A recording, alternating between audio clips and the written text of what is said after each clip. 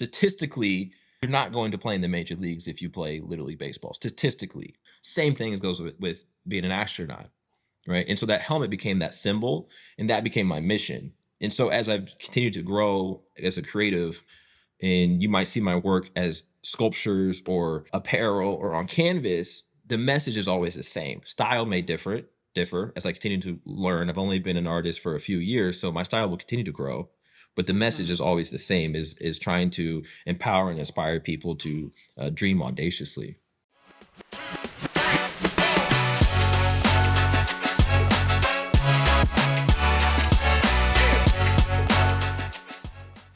Welcome to Champion This with Brianna, Salvatore, Dueck, and Chelsea Poppens, where we share the incredible stories of athletes and entertainers who are using their platforms to create positive change in the world and the communities they live in. Today we have Micah Johnson on the podcast. Micah Johnson is a former MLB player. He was a second baseman for various teams across the MLB, including the Chicago White Sox, the Los Angeles Dodgers, and the Atlanta Braves. After retiring from baseball, Johnson pursued a career in visual art, focusing primarily on the themes of empowerment and identity, with his art being exhibited in galleries across the country, including at Art Basel in Miami, as well as in the Dodger Stadium, among others. In 2021, Micah created the digital character called Aku, who is a Black astronaut with the dream of space exploration. Aku was also featured on the cover of Time magazine, which was awesome. And more largely, through his art and initiatives, Johnson seeks to inspire and encourage people from marginalized backgrounds to dream big and pursue opportunities in creative fields and their dreams more largely. Welcome to the podcast, Micah. Thanks for having me, guys. Yeah, excited to hear your story. It's really cool to see people post sport, what they're doing and what the passions that they found after their sport and the things that they do. So really excited to kind of dive into your story with baseball. A little too short for that. Your story with baseball and how you kind of fell in love with baseball. So let's kind of dive into your story. Did you have siblings that were in baseball? Was your family a big baseball family? Like, how did you find that love for the sport? My sisters did play softball, and they played in college as well. But no, I don't know. It's kind of weird how I got into it, but I was obsessed from a very young age. When I could talk, 2 or 3 years old, I was telling everybody I was going to play Major League Baseball. It's like it's like on the home videos. You can hear my sister in the background, but telling everybody all he talks about is wanting to play Major League Baseball. And so I don't know what it was, but from a very young age, I could watch the whole 9-inning game, and I would listen to every game on, whether it's on WGN or on the radio, 720. And so it was just an obsession of mine that kind of just, it's kind of random. My parents didn't play, baseball or anything. And so it's just one of those things.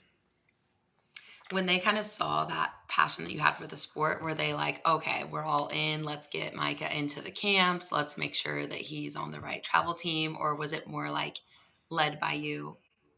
Oh, it was definitely led by me, but they were supportive. I think that's how it's supposed to be. If you have to motivate a kid to do something, it's probably not the thing for them.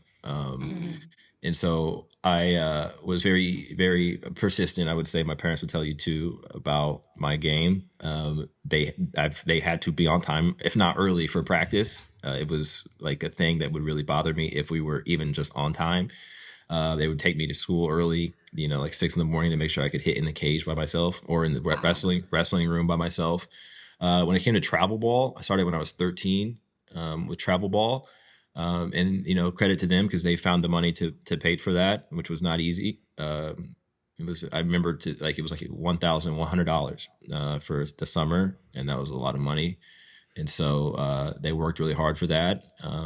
But yeah, it was all self-led and with the support of them. They were always, whenever I asked, would I be outside hitting me ground balls, and I think that's how it's supposed to be.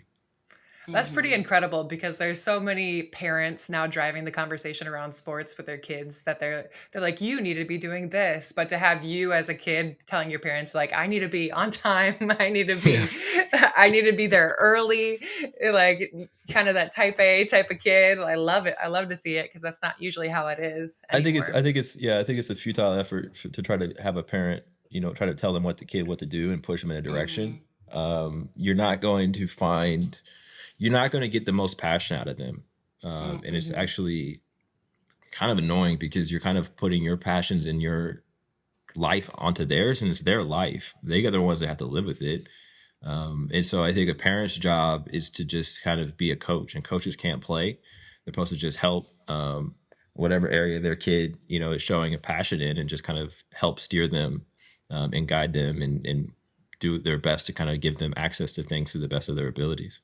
I love that. This is good. This is a good word for future mom Bree, who's like, you must be basketball players. No, I think what you said is spot on. Yeah, that's awesome.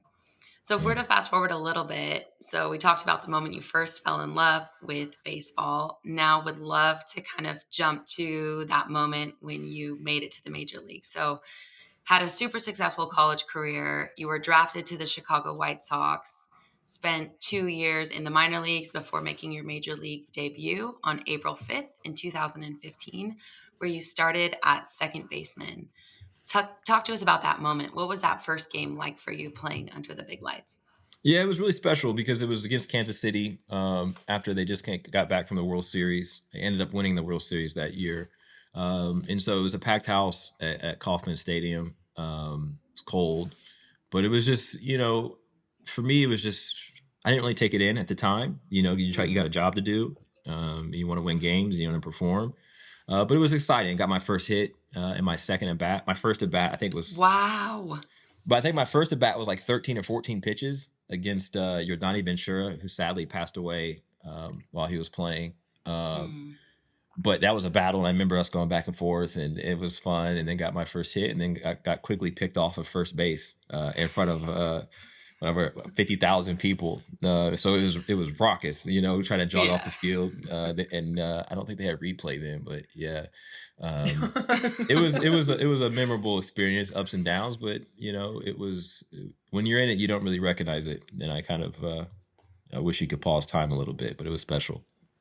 Were you nervous? Uh, Or were you pretty confident? You're like, I did all the work to get here. I know how to do this. Offensively, I wasn't nervous. Offensively, you face these guys in spring training, and you've kind of, defensively is more nerve wracking because you're kind of just standing there, and like, all eyes are on you when the ball comes. When offensively, you're not expected to get a hit, right? Like the percentages of you getting a hit are very low, and so the pressure is not really there. But defensively, the expectations that you make every play. And I struggled defensively a little bit at second base, if I had to be honest with you. And so that was more of the nerve wracking part, was on defense, and the crowd's going crazy. And you're like, I got to make this play. You can't if you make an error, it's the whole thing.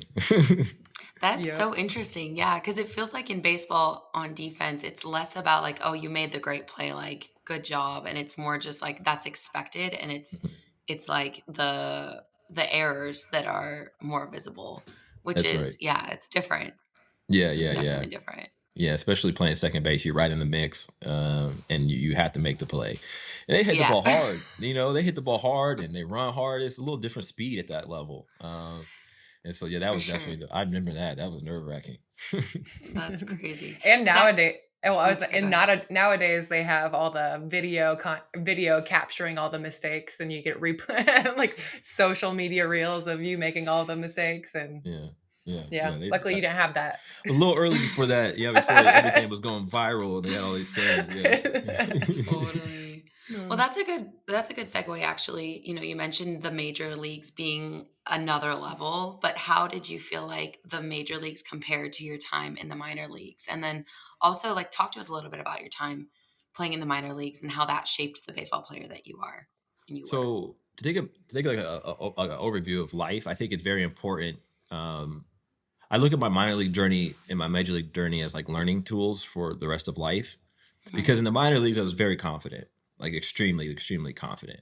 And I was the same way in high school and college. And, like I knew in my heart that I was good because I put the work in. Like I worked harder than anybody else. And that was so I was confident in my abilities. But once I got to the major leagues, I started to kind of try to, I lost that confidence a little bit. It started trying to like blend in a way to try to survive instead of try to thrive. And I think that's one thing I looking back on my career, I regret the most is the mental part of the game, and not the physical. I had all the physical abilities in the world. It just was the mental part where you don't have the belief in yourself, or you feel like, hey, like I don't want to mess up. Instead of thinking like, oh, I'm gonna like get a hit. I think that mentality was much different for me in the major leagues than it was in the minor leagues. In the minor leagues, I was stealing all kind of bases and doing all these things and talking loud. Like Yeah. and when I got you. I was gonna let you know I got you. But then that changed, and I think that's one thing I try to apply now in life. And what else I'm doing is trying to maintain that confidence, because I'm putting the work in, and with also a level of humility too. But it's just the confidence of that you belong in a room, or you belong in this on this path. Knowing what you know now, if you could redo that, what changes would you make? What kind of mental practices would you bring into your everyday routine? Well, if I could redo my whole baseball career, what I would probably do in the major league level would to just be confident in the game that I played. Like this is who I am. Yeah. I belong here. I'm not going to try to adapt to anything other than that. And if it doesn't work out, then it doesn't work out, right? Mm. Instead of being stuck in the middle, and you're trying to like, you play your game and also try to adapt, and maybe you saw someone else do this. I need to be like that. If you're stuck in the middle, then you're kind of in no man's land. And so I'd probably just try to stick to what I know best, and do what I do and play with the passion that I played with. That's Totally. I great. think you hit on such an important theme. Like, confidence is so huge in the moment that you kind of wrestle with that self doubt, which we all do. It can really undermine whatever you have going on, and being able to have belief in your abilities and yourself. And also, like, I love, Micah, what you said about like doing being true to your game and who you are. And I think that's so true in life as well. Like, you living the fullest expression of like who you've been created to be in this world shines so much brighter than you trying to put it on and be someone else. But by being Micah Johnson, like, you are, able to be the most confident, and you are blessing the world in the biggest way. I think that's right. I think that a lot of times people, we live in a society now where everything is, you're having, a window view of everybody's life in every second. You open Instagram or TikTok or all these things, right? You're having a window view of other people's lives, and it can have an impression on you in a way that you think that, oh, that person, that's an artist, and they're doing this, I probably should go down that path. And these more paths you start to go down, you're not getting the full picture of what they're actually doing to get to that point. And so you don't have the right knowledge to do what they're doing. And so you're better served to just kind of stay focused on what you know best. And the more that you can dig into yourself, in this interpersonal kind of like reflection and output that, the better off you are, because people resonate actually more with that than trying to speak a broader audience, impact a large number of people. And I think that that's something that I've kind of adapted, and it's kind of trying to keep in your bubble a little bit and just be true to yourself. So, in addition to playing for the White Sox, you also competed for the LA Dodgers and the Atlanta Braves. Atlanta Braves. How did the team cultures differ? How did that leadership style differ? And what did you take away from those different, diverse environments? I was very fortunate to play with some great teams. I think with the White Sox, we were trying to win now, and we had a lot of veteran players who were trying to win now, and we didn't meet expectations, and so that was a little stress. That was a very stressful environment, because you had that media and the expectations of what you guys were trying to do, and we spent money that year.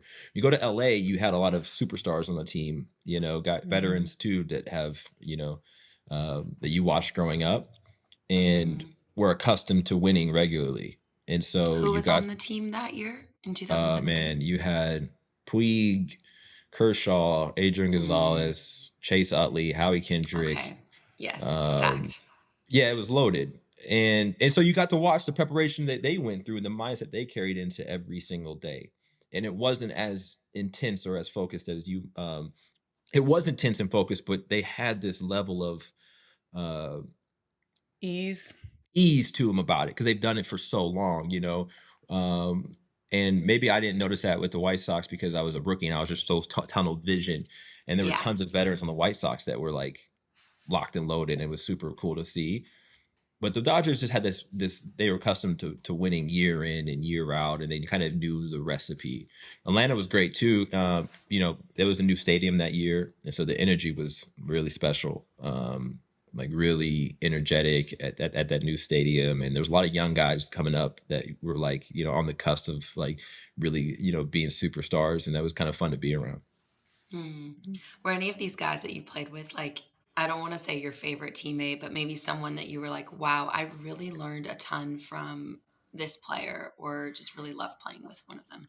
Tons. I mean, there were so many. Yeah. I was very fortunate to play with veterans Yeah. kind of throughout. I was never really on a team that was rebuilding. So I got to watch, whether it was Adam LaRoche or how Kershaw or Utley, how Kendrick was my favorite player growing up or coming up kind of like towards the later part of my high school careers because of like the way he hit the ball. So I got to see him up close and how he like hit off the tee and prepared mentally.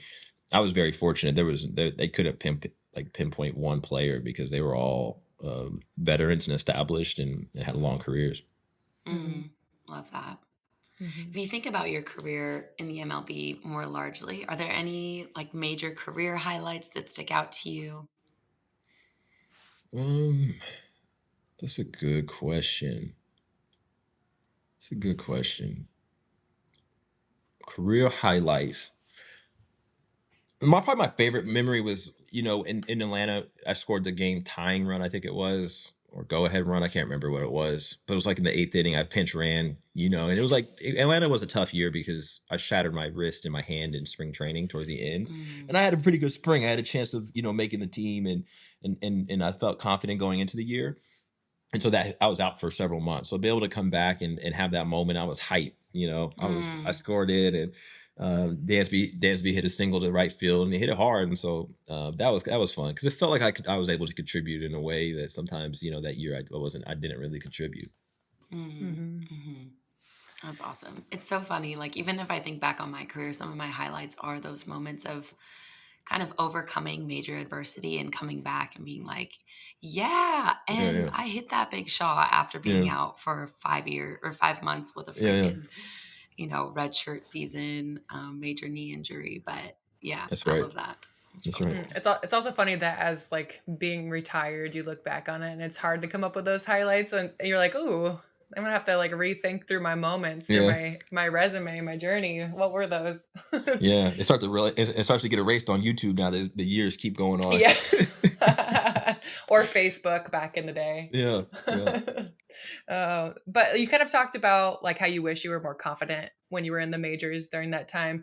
How did you handle that pressure of being a professional baseball player, and kind of talk to us like how important mindset is to the success of an elite athlete? Yeah, I mean, I don't think I handled it well. To be honest with you, I think I internalized it too much and was too focused on what the negative outcomes could be versus focusing on the being present and manifesting the positive outcomes. And I think that's something that I try to apply now is, there's endless negative outcomes when you're trying to do something, that is bold, or you're putting yourself out there in front of people. There's a lot of negative outcomes. And if you focus on them, they're probably going to happen. And so trying to shifting that mindset is critical because, baseball is no different than starting a podcast or running a business or starting something new. You need to think about the positive things, and you need to see yourself in those situations, because if you trick your mind enough to believe that you are going to be successful, you will be. It is inevitable, I believe. Do you think it's easier to imagine the negative situations than the most positive outcome of that situation? Oh, 100%. Naturally, as a human, and I think we have so much consumption of information in our daily lives that we can compare our status to, like where we are in our progress and our journey in life, that it's very easy to think about the negatives. You might say, okay, we're going to start a podcast, but this other podcast has 500,000 subscribers. Like but they started at a different time. And so now maybe this time's not the best time. Or I'm starting this business, but this other person started this business, a similar business that is doing $5 million and posting these dope pictures and stuff. Maybe I can't compete at that. So it's easy. Yeah. Yeah. I do think it's a double-edged sword because like Michael Phelps would talk about how he would envision every worst case scenario that could happen while he was in the pool. But obviously he would obviously envision himself sitting on the podium and winning that race. I do think it is like there's good and bad to be able to envision yourself through these negative scenarios so that you know how you would react or how you like kind of like the plan B, plan C, plan C. Like what would that look like? I do think it's a double-edged sword. Yeah, you might be right. I think it must be for every individual thing. How you respond, and you got to know yourself. I think. Yeah, like if Mhm. I think one of the examples Michael Phelps was like, if my goggles started fogging up, well, Oh like yeah, how yeah, how yeah. would I handle that type of adversity in a high pressure scenario? You know, Yeah. So Yeah. less about like, okay, I went out and struck out like 3 times in Yeah. a row, but more of like, okay, if my glove fell off, Yeah. If the yeah, bat yeah, how break. would I make the barehanded catch at yeah, yeah, second yeah. base? That's so funny. Yeah, yeah. I love That's that. interesting for sure. Well, I'm really excited to talk about your second play. So post baseball, and kind of you transitioning into that second career as an artist. So in 2018, you retired from professional baseball. First of all, like what was kind of the impetus to get you to decide to retire? Because I know it's super hard. Like a lot of times, athletes' identities are super wrapped up in your sport. I mean, I would put on lithium, and lithium turned me into a zombie. And then when the season Mm, ended, I wasn't really thinking clearly, and so I didn't have motivation all season long. And so when the season ended, I didn't have motivation to continue working out. And so there really Mhm. wasn't a decision. I just never returned. I never yeah. Mhm. came back. And What were so you put on lithium for? for bipolar disorder. Okay. And so there really wasn't a decision to make. It was made Mm, kind of made for me, and it took me a while to get over that because once I got off of yeah. that and started to become clear again, I missed it. I knew I still Mm, had way more in the tank, and more. I knew I still had the skills and the ability, and I didn't go out on the right foot or the foot I really, like perform like I really wanted to, or it was I Mhm. didn't, and so that was really wasn't it wasn't oh hey guys I'm retiring because it mm, was something that it kind of sucked. mm, Would you mhm. say that kind of your art and that creative side of you is kind of what got you through that initial retirement and finding yourself again? Yeah, because with art, I'm not like a naturally talented artist, and so or not naturally creative person. I put channeled my entire life, to whatever. I don't know how old I was when I retired. 27 years of my life was dedicated to baseball. So I Yeah. didn't, I did other things. I wasn't just singly focused. I did other things, but I was not creating at that level. And so when I Mhm. retired, I wanted to be an artist, a creator, make things, and so I needed to learn, and I needed to and so I just took all the energy that I put in baseball for all those years and put it into art. And with no goal in mind or no, I didn't know what it meant to be an artist. I just knew that if I showed up every day in my garage, Yeah. and painted, I would get better, Mm, and eventually, hopefully it would work. And so that work ethic that I had and that I built over those years, I just applied it to that and became hyper obsessed with mm. art. Did you just decide one day to go into Michael's, get a canvas and some paints and just see what you produced? Well, when I retired, I was kind of just jumping all around, jumping all around with things. I did I knew mediums. I started painting when I was playing. So when I was in Cool. 2017 with the Dodgers, I started painting. And so I was familiar with materials, but I didn't have a message or a mission or anything like that. And I feel Mm, like every artist needs a cohesive style or a message that resonates across their work that people can recognize them as to be, I would say commercially successful, where you are making money as a full-time artist. People kind of need to know, be able to say that's your style. That's how I felt, right? yeah. And I didn't Mhm. have that, and I didn't have that until early 2020. So I was just kind of just floundering around, just making things, and trying to just figure it out. I made tables, I made, you know what I mean, Cool. I made it all. I Yeah, love for it. sure. That's really cool. It's fun, like, because you think about the journey to becoming a professional baseball player, there's a process involved in that. And I think embracing process when you're exploring kind of your passion is huge. You can't jump into, the first day that you're like painting in your garage to expect to be Vincent Van Gogh. But I think it's so cool to hear your mindset behind your process as an artist, because you really have embraced like the journey of discovering, okay, what's my style, playing with these different mediums, building a table, and yeah, and eventually you come to really find a very strong visual identity and voice. How did you discover that? Like, as part of that process, was there an aha moment for you where you're like, okay, this is what I'm about. This is what I want to do with my art?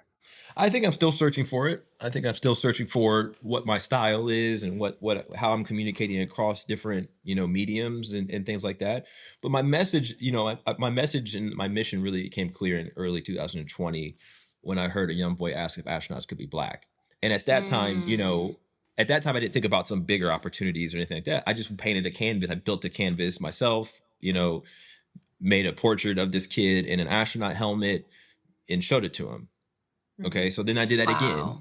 and then I did it Yeah. again, and I'd post it on social media, and people really liked it and resonated with what it meant, and I just kept staying down that path.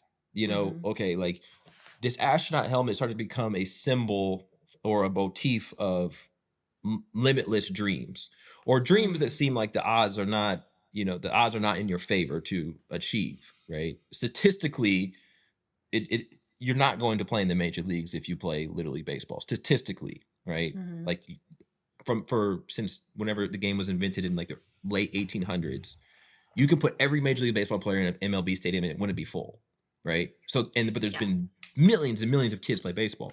Same thing as goes with being an astronaut, right? And so that helmet became that symbol, and that became my mission. And so as I've continued to grow as a creative, and you might see my work as sculptures or apparel or on canvas, the message is always the same. Style may differ as I continue to learn. I've only been an artist for a few years, so my style will continue to grow, but the message is Mhm. always the same: is trying to empower and inspire people to dream audaciously. Mm, I love that. That's, So that's kind of the groundwork for where AQ came from. Yeah, that's right. And we so say it Mm. aku. How do we say it? AQ. I say Aku, Aku? but you can kind of say Aku. whatever as long as you're saying it. Okay. Aku, sorry. It don't matter as long as you're just saying it. Um, No, I mean, yeah, that's where it came from because my paintings, I wanted to continue to push and push and push. I'm always going to continue to push. I wanted to reach a broader audience. And so Mm, with that character, I felt like I could reach a broader audience and a different demographic than my paintings would, right? With my yeah. paintings, I Mhm. only had two spots for them, on someone's wall and on Instagram or on social media, right? Now with Mm. Yeah. this character, now I have different outlets to spread that message. And so when I do a sculpture and you see the sculpture at an exhibit, or we're working on a book, right, a big kind of adventure book for kids, now he can play in that world, and it gives me more opportunities to spread the message and tell people what this is really about. And Yeah. it's been really amazing to watch this character, the way people resonate with it, and how it's kind of impacted people's lives and the way that they've kind of been inspired by it to go chase their dreams.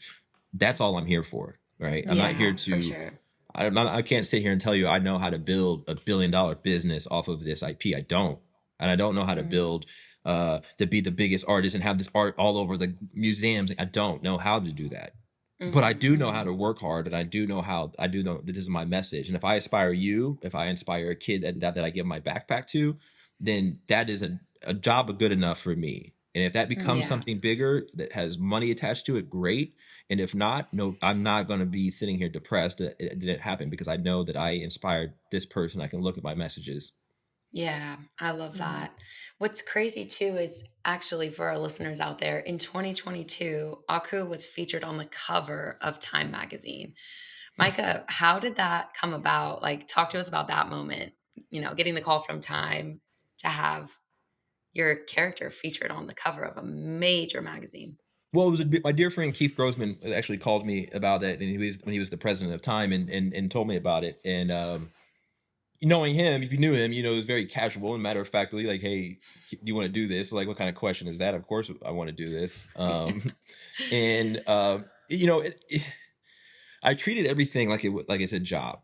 Like, I treat everything. I don't care if it's the biggest thing. Like, time is an amazing, amazing accomplishment, but it was a job that I had to do and do it really well, and do a good job for Keith. Keith called me and said, "Hey, I think this character is very important. I wanted to be on the cover of Time." So I had a job to do for Mhm. Keith. that's kind of how I approached it. But then as time went on and I see my grandfather who passed away recently with it on his house on the, on his piano that we played all these years on, have it there still, who has been a subscriber Yeah. of time. And I can see my mom proudly going to the CVS down the street, in Indianapolis and see it. That's when Yeah. I kind of feel that I felt a sense of pride in the work that I put out.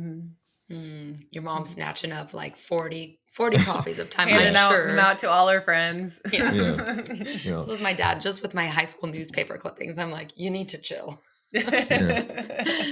No, So it's amazing. So what would you say is next for Aku? How do you see your art evolving in the next few years? Or are there any big projects or visions that you have coming down the pipeline? Yeah, there's a lot. It is a brutal time right now to be me, and I'm very grateful for it. But we're working on the book, and that's going to be the big catalyst for Aku to reach the kids and the kids that it was intended to reach. And I don't know if anybody knows about writing books. I didn't going into this, but it's very, very difficult. And there's structure that needs to happen, and it's not just as easy as just writing a good adventure. There's rules to follow to make it good, and that's been a long process, years in the making. And so we're getting close on that. Working on different kind of collaborations that we're doing. Expanding out what we're doing with the vinyl figurines. Just announced a partnership with MLB, so those are going to be rolling out this year. Aku, Amazing. kind of bringing my two worlds together. Designed a playground that was a surreal experience, building that and hopefully bringing that to life next year. Yes. Built it all myself and designed it all, and a bunch of other kind of just like collaborations and things just to get this message out there. Yeah. For those of you that don't know, NBA All-Star Weekend, you teamed up with Nico Handsome from the Hoop Bus to redo a court in a neighborhood with a lot of, I think they weren't using one of the hoops that was in their building. And it's a lot of kids from different backgrounds, different cultures, different languages. And what you did from like the before to the after is like, it's wild what you were able to accomplish in a short amount of time. And I think you put Aku in that art, right? That you created in the gym. Yeah. Yeah. That's a we thing though. That was a we thing. We did that. That was Yeah. that was a we That thing. was That was an awesome. incredible initiative. The whole Hoop Bus organization. Yeah. It didn't just stop at like redoing the court. It was just being engaged with the community all weekend long. The Yes. bus going around, bringing the energy to my hometown, and the love really inspired me, and I was very grateful to work alongside them on that project to just make a little bit of difference in my city. Yeah, for sure. And for the listeners who don't have a visual of what we're talking about, Micah had his artwork on the court of this renovated basketball court in conjunction with Hoop Bus, and it was incredible. Chelsea and I and our good friend Hannah O'Flynn actually won a 3-on-3 tournament on your court. So There you go. I'll have to Cool. link these pics in the show into the clips. Good for you. I didn't know you guys won that. We did. Yeah. Sure did. Yep. Chelsea has her little MVP plaque behind if you Oh wanna check it out. wow. Oh, I don't mind see my one. mess. There. Right there. Good for you. There you go. Yeah. But Sorry. no, I said, but the court was so cool because you had all the different flags. Like I'm still reminiscing about it. It was awesome. It was really cool. Yeah. Micah, I'm curious for you with your work with Aku. Have you had any stories of a kid or an adult coming up to you and being like, your work helped me to reach Tons. for my dreams? Tons. Yeah. Can you Tons. share some of those? I mean, yeah, they're really how do I say it, like humbling, and I don't take them lightly. But yeah, I've seen people talk about they've quit their job and started a business. Wow. I've heard people say I've been meaning to do this and now I'm going to go do this now, and like this character seeing it was really inspiring to me. I got it for my son to have in his room, or my daughter to have in her room. That's what I'm here for, I think, is to be just a conduit. I believe in God, and I believe God gave me this gift of creativity and the lessons of baseball. to apply it to a life that is much more important than, what I love baseball so much, but he showed me a path that was much more bigger and greater than myself, and to use the gift that he's given me to inspire other people. And I don't think of myself any more than that. And I don't care about the fame that comes along with it or the recognition. And those messages don't make me feel like I'm doing a good job. They make me feel like I'm doing the right thing, and the thing that I'm supposed to be doing on this earth. And that's what makes this journey really special. And it's not easy. It's hard. And it's a lot of it's mentally grueling trying to convince yourself that you're good every day at creating. And there's times, there's days, and there's weeks in months where you're not, but you still need to do work. But it's the most rewarding thing. And that's why I just want people to see, when they see me and see my work, is that this guy is just, I don't know where he's going to create next or what he's going to create next, but it's has a bigger purpose. And it's nothing about what I'm doing. It's what I feel and how I want to communicate. And hopefully it continues to inspire people. Yeah, that's great. Drop the mic. Yeah. I think what really sticks out for me about your story is that you really are capable of doing whatever you set your mind to. You said creativity wasn't like kind of strung throughout your story. It was a pivot in what you were already doing amazing at. And so I think it's really just a testament to your, anybody that wants to kind of shift. And even if it's like a dramatic shift into something they haven't really even dove into or know that they're talented at. Like it's really inspiring to be able, like, your opportunity is limitless depending on your work ethic and how much you want to really dig into it. Yeah, it's not a pipe dream. I don't think when I say, like, dream without limits or build worlds around your dreams, it's not a pipe dream to sound cool or to like, people want to resonate with a empowering message. It's not on that, like, it's not corny or fake. I'm living it every single day. Yes. And so if I've built this world around my dreams around my world, this, like, I'm wearing this helmet every day, but I believe that this character will be the biggest character in the world. I believe it will inspire millions because I believe it. Yeah. I can sit here right in front of you. I don't know how I'm going to do it. I don't know how to write a book. I don't know how to make the vinyl figurines successful in all these different places. I don't know how to do any of it, but I believe it, and I tell myself that. It's no different than baseball, right? Like, in baseball, you're told along the way, and you guys probably know this, like, you're told along the way, you cannot play at that level, or you need to have another option. You cannot do this. And there's opportunities along the way that will show you or give you exit ramps to get off and say, yeah, I don't think you are good enough because you just got beat, or you just got handled, or you just saw some other people, girls, boys that were better than you. I should just hit the books a little harder, right? There's opportunities along the way to get off. But, like, for me, those were plentiful, but I kept going. And I kept going. And I think that's how I didn't believe that with anybody. Everybody has the resources to create their own reality. And it might take 10 years. It might take 20 years. It might take your entire life. And you might not ever reach that end goal. But someone might have watched you dedicate your entire life to the pursuit of this dream. And that might have inspired them and say, okay, and then that person might go on and achieve their dream and make an impact. Even if you didn't reach your goal, there's something bigger that someone else is watching you. I might not make Aku the biggest character in the world, and people might not buy the book, and people might not like my paintings next year or the year after that, and I might become irrelevant. Yeah. But at the end of the day, if I become irrelevant and my work becomes irrelevant, there's someone out there who's going to listen to the podcast or remember this time that, dang, this dude was really, like, he gave it his all. I can do that too. It's an effort thing. I want to talk to you about, quickly before we wrap up, because that was amazing. But we've been talking about this theme of confidence throughout the podcast, and you are so confident in your dreams and in the ability for other people to unlock their dreams. Where did that shift in confidence come from? Where does your confidence come from more largely? Through adversity. Through adversity, and then having success through adversity. My parents did not intervene in anything I did. They watched me fail. They watched me, coaches, tell me I'm not good enough, all this stuff. They watched it, right? They were there to support me, but they didn't intervene. And so I've had to learn to overcome adversity this entire time. And then I tricked myself into saying, like, that little thing, that wasn't the ultimate success, but it was still a success. You still accomplished that, right? You still did that. I think it's so easy to like focus on a singular thing. And if we don't reach that, we're never successful, or there was no success along the way. I just tricked myself into realize, like, if I did a painting today that actually turned out pretty all right, that was successful.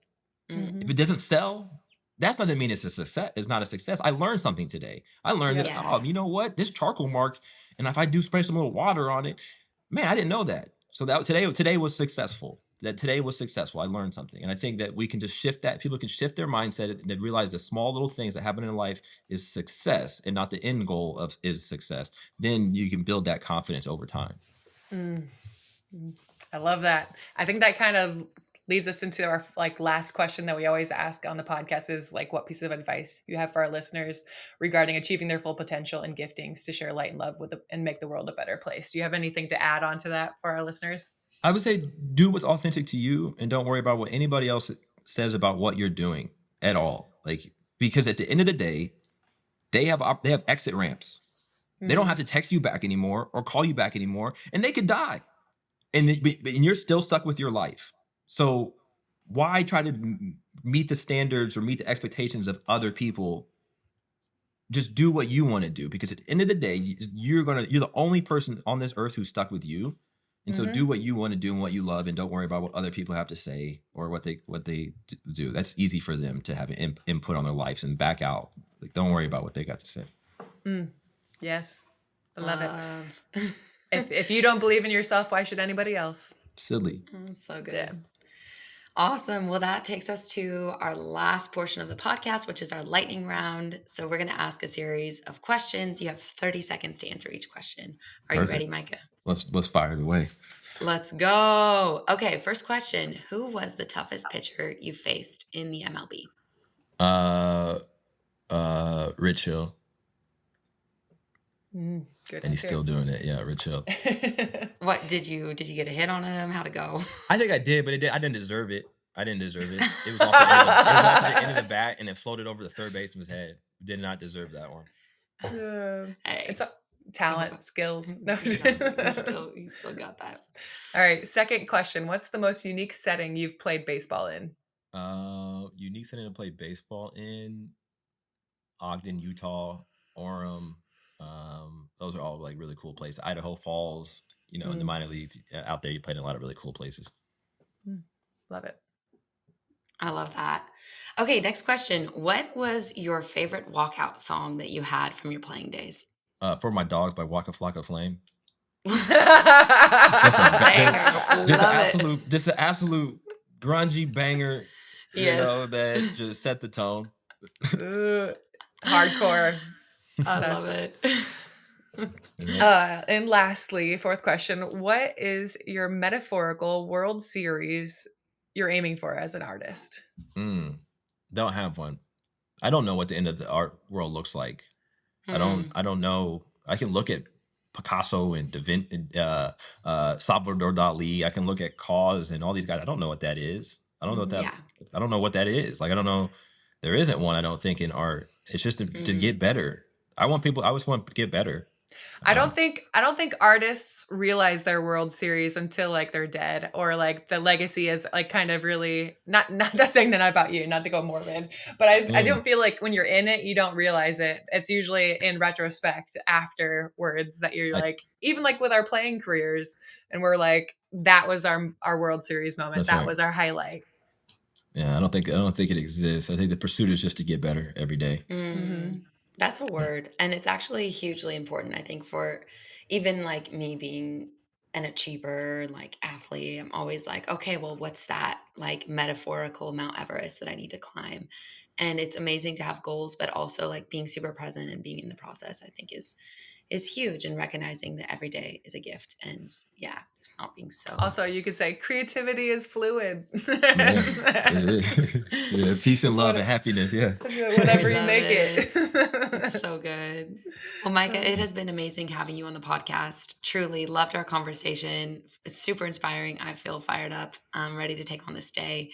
And for our listeners out there, we will link all of Micah's social media handles, his website, all that good stuff into the show notes for the podcast. Yeah. And thank you, Micah, for being on the show. Thank you, guys. All right. Yeah.